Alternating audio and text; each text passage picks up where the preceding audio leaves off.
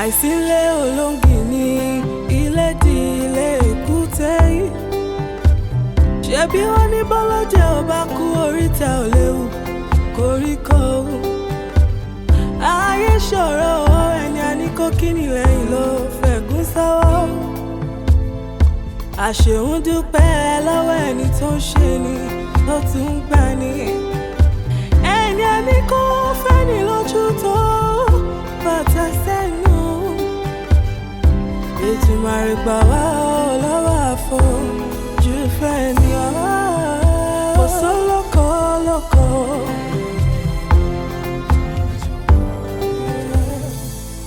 Bírọ̀bá lọ́lọ́gún ọdún ọjọ́ kan lòtítọ́ bá igi àbáfẹ̀yìntì ẹ̀gún ló fi ṣẹ̀ṣọ́.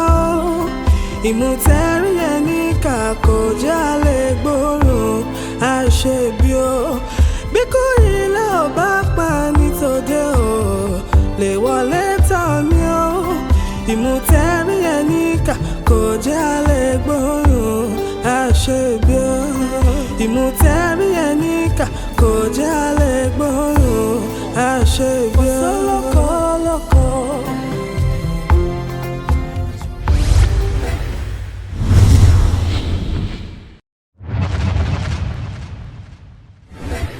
Debbie knows what she wants.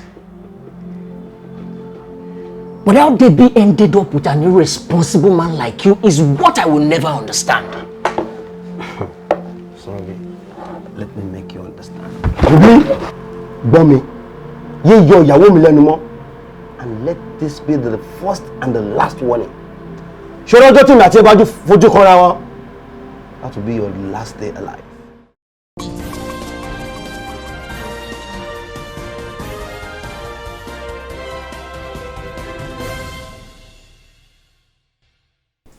Information reaching us now that a recording has been realized. It seems that, wait, confirmation has it that candidate Akogun set up candidate Shupo. We can hear it clearly now. Here is a recording of the event.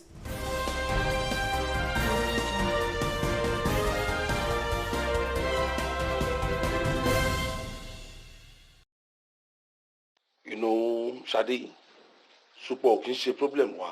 Okay. Ìwọ ni kò make sure pé o attend press conference yẹn. But mo rò pé ọ̀rẹ́ ni ìwọ àti Ṣùpọ̀ náà. Gbàgbé gbogbo yẹn jọ. Gbàgbé. Ṣọmọ ìyá ni wá ní Akin ṣọmọ ìyá náà. And we are not friends, Akin ṣọ̀rẹ́. Mo ti gbọ́.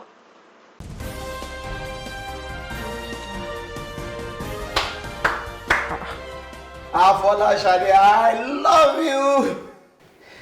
Yeah, I do love you. Now, I'm not getting it. So, it's a motele. Well, that's how you win in style. Hit your enemy when they least expect it. Okay.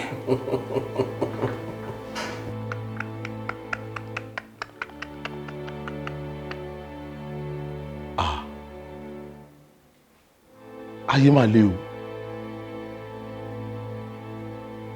Ogun láyé ìkẹ́. Èmi Ṣadé. Ṣadé mi ló yẹ̀yẹ́ tó yìí. Èmi ló sọ díẹ̀ ní ẹ̀sìn báyìí. Ṣadé. Ó máa dẹ̀ ti fi eyín ọ̀ka ọmú kẹ̀. Ṣadé ó ti tẹ ìrù ọ̀ka mọ́lẹ̀. Ṣebí wọ́n ní bí ẹ̀dìyẹ bá dà mí lógun nù máa fọ́ lẹ́yìn ni. Ṣadé, ó tún wá dà mí lógun nù báyìí. Àti adìyẹ, àti ẹyin.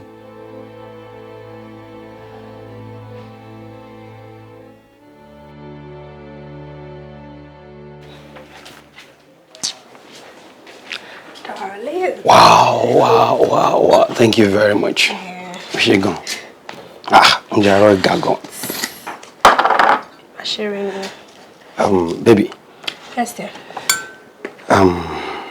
Boya, can take a break.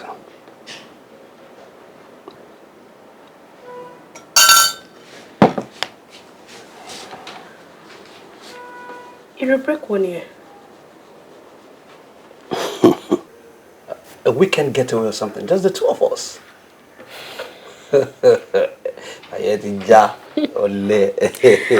Daniela won't call.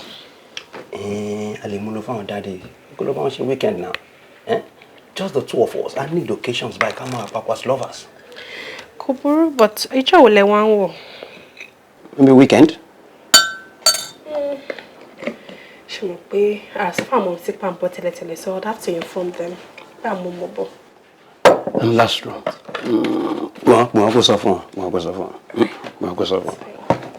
All right. Christian. Gago. You will leave, I see. And the natural plus fresh plus baked plus. Mo fẹ́ kẹ́ bá mi bú jáde.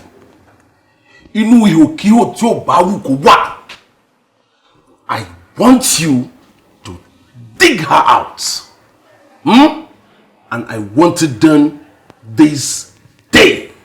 How do you want us, sir? Dead or alive? I don't care! Do I look like I care? I don't care!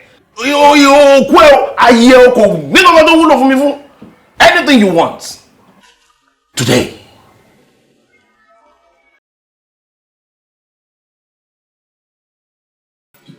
I don't know. Emapa. Yes. I don't want you to kill her. I want her alive.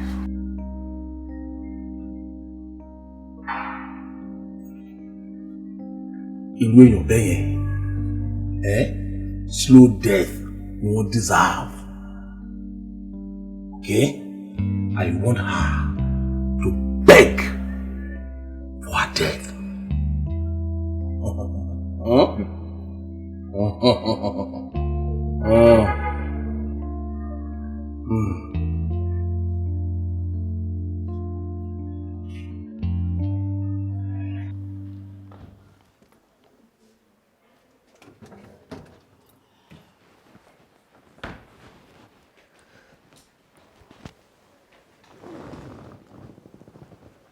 Hello, ma.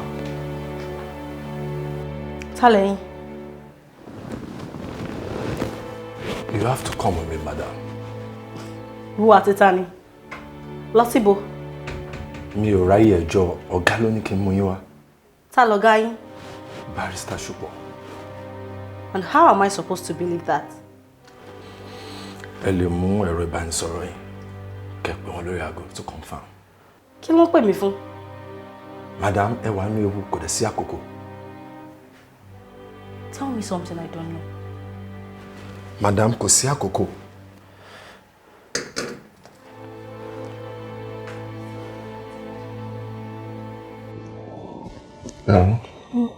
Báwo dẹ̀ lára ẹ ṣe wá rí báyìí?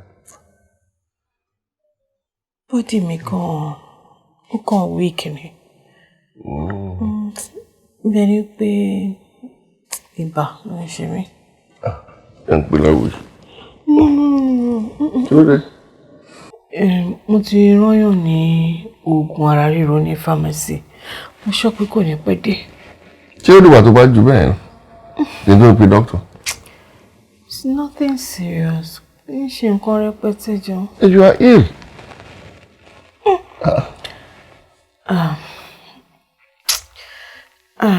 Bó ṣe máa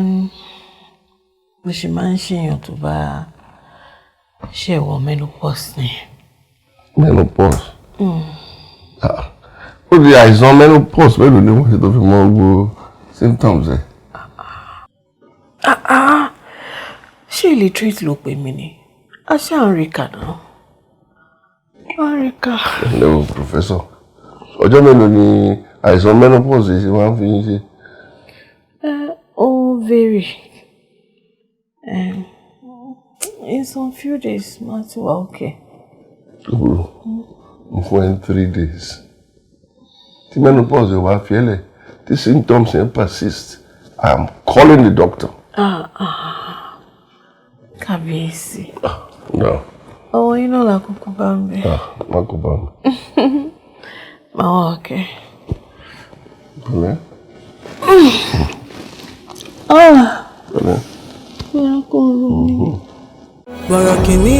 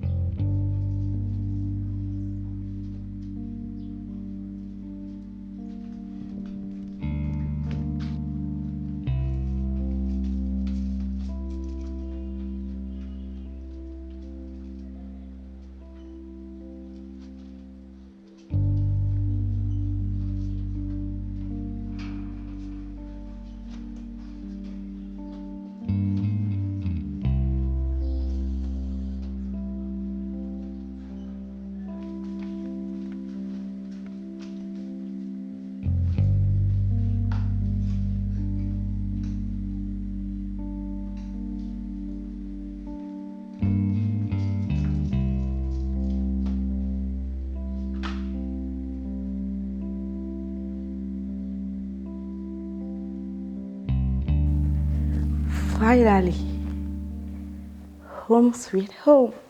Not yet. Kí ló wí?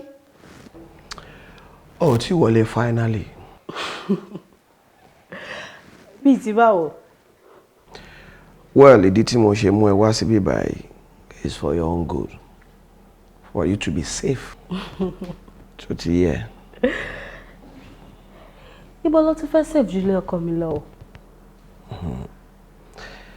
Ṣadé, má jẹ́ ká sáré ahead of ourselves. Ó mọ̀ pé bí nǹkan ṣe rí ń sìn mi ò jókòó sójú kan. I'm all over the place. Òfò ni. Ṣé mo jẹ́ ọmọdé tí ò lè dárúkọ sílé ni? Mo lè dájókòó sílé náà. Ṣadé, it doesn't work like that. It doesn't. Ṣọpọ̀. I will be fine. Afọlá Ṣadé. Ṣùpọ̀ mi ò understand ẹ. This is not our agreement nígbà tí mo gbà láti ṣiṣẹ́ fún ẹ now. Yeah, see, trust me, Ṣadé. Mi ò gbàgbé agreement wa. It's still binding and it's sacrosanct. 100% valid. Sacrosanct? Níbo lo tún wá ń lé mi lọ báyìí? Èmi. Mi ò lé ẹ. Mo kàn ń gbìyànjú àti jẹ́ kó mọ̀ pé safety ẹ̀ òun ló jẹ mí lógún. And reason tí mo fẹ́ kó wà ń bí báyìí nìyẹn. At least tí gbogbo nǹkan tó ń rùn yìí máa fi tán lẹ̀. Then we both live our lives happily ever after.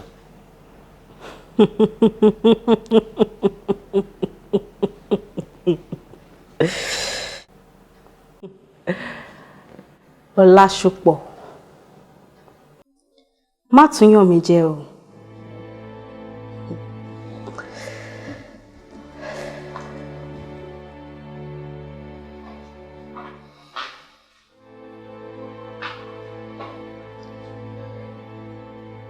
Afọlá Ṣadé.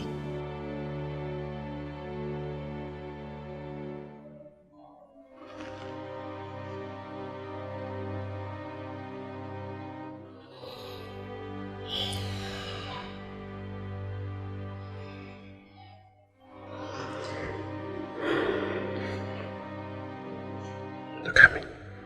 Trust me.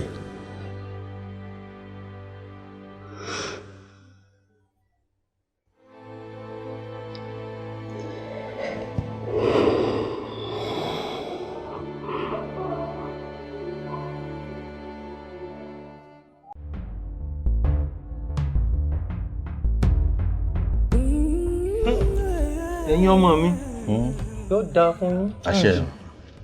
Ẹ ní báráyé fọwọ́ tì. Àṣẹ. Ilẹ̀ tá à ń sọ̀rọ̀ rẹ̀ yìí ilẹ̀ ìlú Papua. Orí ilẹ̀ yìí gan-an àwọn bàbá mi dé sí. Ilẹ̀ tí Láolú fẹ́ gbà mọ́ lọ́wọ́ nìyẹn àbí? Tó fẹ́ máa bálù fa wàhálà lórí ẹ̀ nìyẹn àbí? Wí ṣe sùúrù. It's okay. Bí mo ti ń wí lọ ẹ̀yin ọmọ mi. Yes, sir. Igi kan bẹ́ńbẹ́ igi ọ̀pẹ ni. Oh yes. Igi yẹn ṣì wà ńbẹ̀. Ọ̀pẹ yẹn ṣì wà ńbẹ̀. igi yìí gan-an ló ń pèsè jíjẹ fún ọmọ ìlú Pàpọ̀ nígbà náà. Èkùrọ́ tí wọ́n bá rí lórí igi ọ̀pẹ yìí wọ́n á jókòó sí ìdí ọ̀pẹ yìí wọ́n á pa jẹ làwọn ọmọ ìlú náà wá fi ń ṣe oúnjẹ. àbí ìdí tí wọ́n fi ń pe ìlú yìí ní Pàkúrọ̀ nìyẹn. orí rẹ pé igi yìí ni ọmọ ìlú Pàkúrọ̀ kọ́kọ́ ń bọ gẹ́gẹ́ bí òòṣà tẹ́nì kankan ò sì gbọ́dọ̀ gé igi ọ̀hún títí dọ̀la ni. Bàbá níbo wá ni ẹ̀yin wà láti yé ijó yìí tí Láolú fi ń fọwọ́ lálẹ̀ lórí ilẹ̀ yìí bí ẹni pé baba ńlá àti ẹ̀ gan-an ló ní. Good question. Ìbéèrè tí mo fẹ́ bàbá láìpẹ́ nísinsìnyí. Ẹ mọ̀ pé ojú làgbà ń yá àgbà kan kì í yánu àti wípé ọba Láolú náà tí mo ohun tí ó ń sọ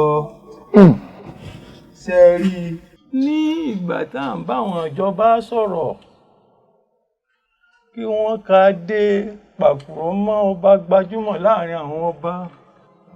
As a second class king àbí. Oníjẹ́bẹ̀. ẹ wo bàbá ẹ máa bọ́rọ̀ yín lọ.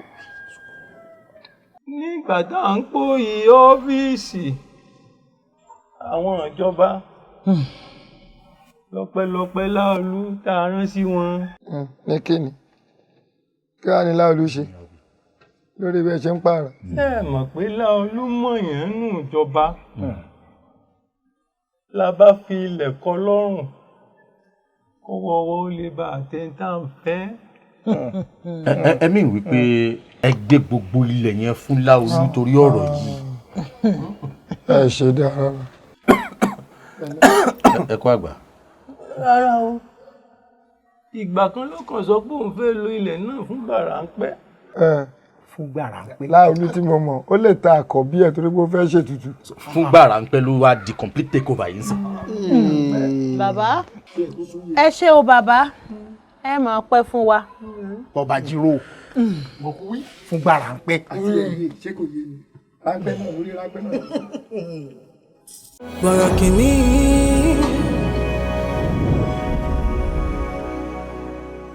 a ò tí ì rí sá but from fine Mr. ṣe wọn ló wà lọ́dọ̀ barrister ṣùgbọ́n. Of course ibo ni ò bá tún wà ibo ni ò bá tún wà bí ò bá jẹ́ ilé accomplice yẹn.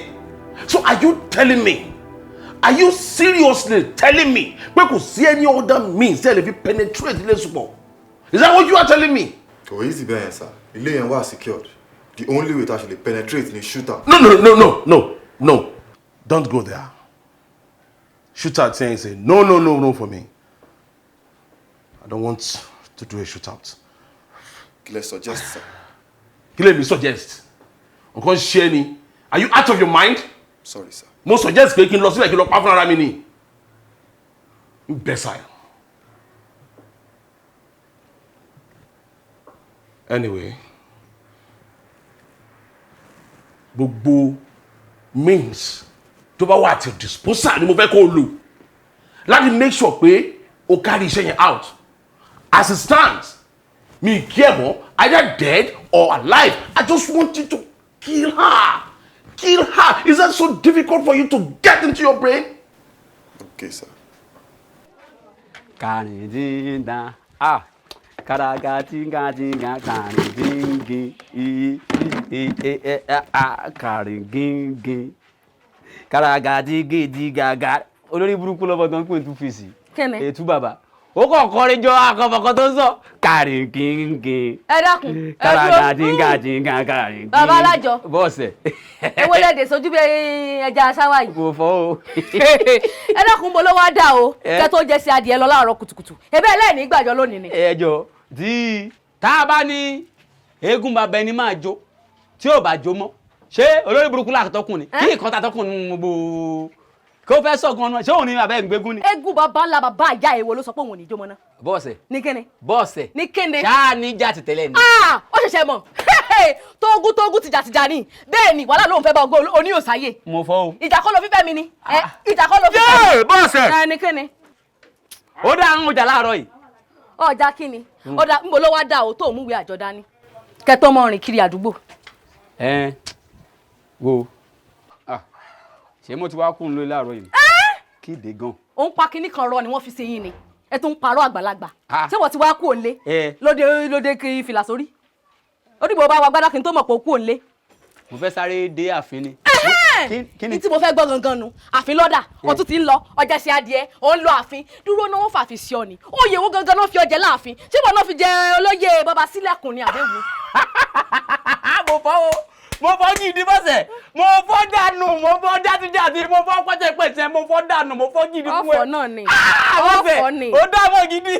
tó bá fọwọ́ kàn mí ọ̀fọ̀ ni. bọ́sẹ̀ kí ìdè gan ọ̀dẹ̀rẹ̀ ẹ̀ náà ṣé o kò mọ̀ pé èmi àti kábíyèsí koríkòsùn níwájú. Olórí ibùsùnkún jẹ́jẹ́ ìwọ àti ta ni ìwọ náà mọ̀ pé ràrẹ́ lẹ́yìn abẹ́ ẹ̀wà rẹ̀ nu ni bí ìgbín tó pinnu ìwọ náà pé ràrẹ́ lẹ́yìn ìwọ jẹ́ ògùn oorun náà fi ní sùn bọ́ bá rí ọ.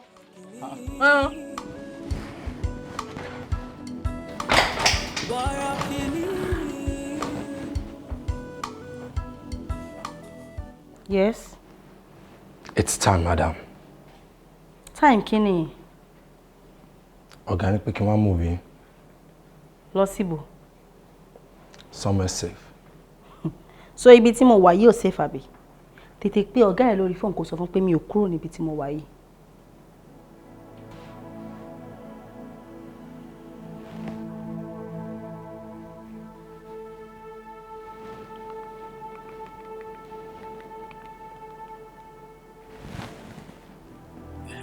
Hello, boss.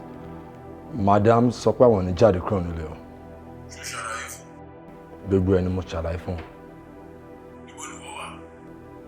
Mo wà pẹ̀lú wọn lọ́wọ́lọ́wọ́.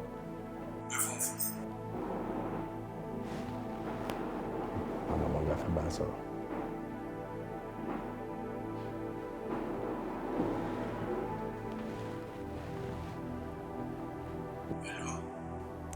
Ṣé èmi ni wọ́n ní kó máa darí boríbo kiri bí ẹran àbí? Kò sẹ́ni tó ń darí kiri. Gbogbo nǹkan tí mò ń ṣe fún safety ẹ̀ ni. Gbàgbé safety mi. Ṣébi tí mo wà yóò safe ni? Mo mọ nǹkan tí mò ń sọ. So èmi ni mi ò mọ nǹkan tí mò ń sọ àbí? Ṣùpọ̀ mo mọ̀ ẹ́. Ṣùpọ̀ mo mọ̀ ẹ́ mo mọ ẹ jù rẹ lọ. Mo mọ kí mo mọ nǹkan tó ń ṣe yìí náà torí kó lè profit ẹ náà ni. Báwo ni ilé iṣẹ́ profit èmi nìkan nísìnyí? I don't understand what you're driving at. Èmi àti ẹ mọ̀ pé ọpọlọ ló kún gbogbo orí ẹ̀. Àwáwí dẹ̀ ló ń sọ torí mo mọ̀ pé bíbá is safe. Tí o bá fẹ́ pa mí ni kò sọ. Kò yé bá mi ṣe eré ayò yìí.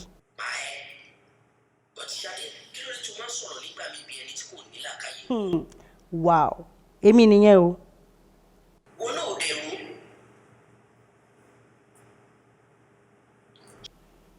Èmi ni mi ò ní làákàyè. Ẹjọ́ òun ṣẹjọ́ ẹ̀ mi ò dẹ̀ rí ẹ bá wí. Ṣèbí ńgbà tí mo ti fi ilé mi sílẹ̀ tí mò ń bọ̀ nílé ẹbí tenant. O ti rò kọ́ mo ojú ọ̀rọ̀ lárí ni mí àbí? Okay.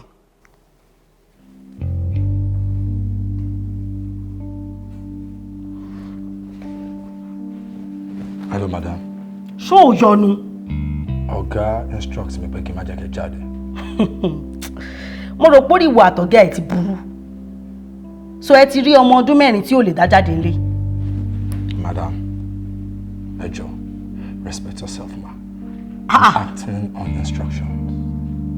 Pé ọ̀gá ẹ̀ kó sọ fún pé ọmọ kékeré tó gbé sílé ó fẹ́ jáde. Mo ti pè wọ́n. Instructions tó dẹ̀ fún mi ni mo ń tẹ̀lé. Ṣé bí ìbọn wà lọ́wọ́ ẹ̀? Ó yá, carry out instruction now. Will you get out of my way?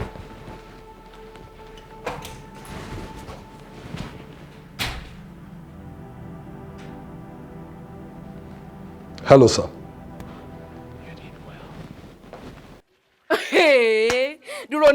Dúró ná. Lemọ́lemọ́ rẹ̀ ń pọ̀ láàfin o. Láti mo fúra wípé lásìgbà tí olórí ti dáàfin ló ti ń lọ lójoojúmọ́. Ẹ jọ. Kí n tèmi? Kí n tiẹ̀? Kí n tiwọ́? Ṣé bí ẹnu búkú rẹ̀ náà ló fi sọ fún mi wípé olórí gan ò fẹ́ wá sípà kò yí o wọ́n fi tipátipá mú ọ ni àbí wọ́n kọ́ ló sọ fún mi. Mo fọ́ o. Ni. Mo fọ́ gidi ni o. Ní kí ni? Ẹ jọ. Ṣé èmi mo ní kí eégún bàbá tiẹ̀ máa jò mọ́ ni? Kí kan tèmi? Orí ń fún atọ́kùn tiẹ̀ ni. Kíde. Èmi mọ̀. Pé kí ni? Èmi mọ̀ sẹ́ ọ̀rọ̀ tẹ ní kíyà mọ̀ gbọ́ àwa ìyá yìí náà láparí. Kò ní dáa fún ìyá yẹn. Orí ìyá yẹn kò pé. Kí kan ti yà pẹ̀lú ọ̀rọ̀ tó wà nílẹ̀ yìí. Ìjà wèrè wo? ìjà torí ẹ̀ kò pé kó fẹ́ parí gan kí ìdè gan ṣó síwín ní ṣé yà ẹ síwín ní bọ́sẹ̀ ìyàwó rẹ̀ wo ló fẹ́ parí ìjà tó kàn kí ìdè gan mo tí bá mú jẹ yẹn ọmú ìyá màá lu gidi ní. ọmú ìyá èmi ò ní sọ jù bẹ́ẹ̀ lọ òru ni ó dá mi mọ̀ ìbí wọn náà mọ̀. ṣé wọn yà ni. ó dá mi mọ̀ bí ó dá mi mọ̀ ó lò ṣe bẹ́ẹ̀ mọ̀ ó bẹ̀rẹ̀ tí ó fẹ́ ta ní tí ń fi ọ ṣe èmi olórí ibú ara rẹ oṣoorí bí àlùbọ́sà kánò òun sọ̀sọ́kùsọ lẹ́nu ìwọ fọkàn balẹ̀. téèyàn ti ń bá ìṣeré oko mọ kankan. nígbà tó ti jẹ́ pé fìlà ò lè worí rẹ̀ lèmi ti wọ̀ pé kílẹ̀ wí. àrìndì ní àrìndì òsì. báwo ló ṣe máa yẹ kó lọ ọmọ ẹ lọ́wọ́. mo try but. ọlọ́run akẹ́kọ̀ọ́ kí ló sọ lẹ́nu gan tí o dùn náà o try but aren't you a man o ń ṣọkùnrin ni. mo fẹ́ respect wọn ni. kọ́mọ́ ń gbàgbé respect ta ló bẹ respect ta ní bẹ̀ you are nothing but an impulsive fool. o ní respect my food. bó mo ti fẹ́ wá sí báyìí. where. boss bóyá ọ̀dọ̀ wọn ló máa padà sí. Good afternoon, everybody. My name is Aderemi Shajiribe, and I am the party secretary for the party AAPP. I am here to officially announce that Chief Olushola Akogun has been dismissed from the party due to some anti-party activities he has been found guilty of.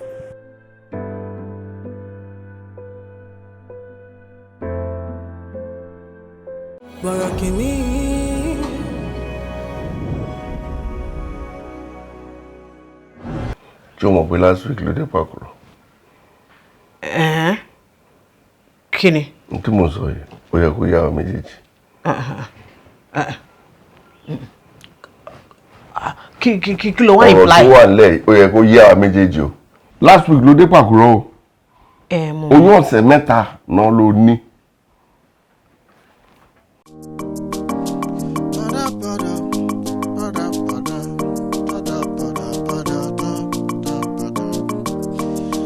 Àjọ jẹ ní ìkọ̀kọ̀, àjọ mu ní gbangba, àjọ ń jẹ gbádùn ayé. Imú o máa níka o, à ń gbóòórùn ara wa, ò jẹ́ agbóòórùn aṣebi. Ẹni a ní ó fẹ́ ni lójú, ata ló fi sẹ́nu, èyí a ní ó kí ni lẹ́yìn, ẹ̀gún ló fi sọ́wọ́.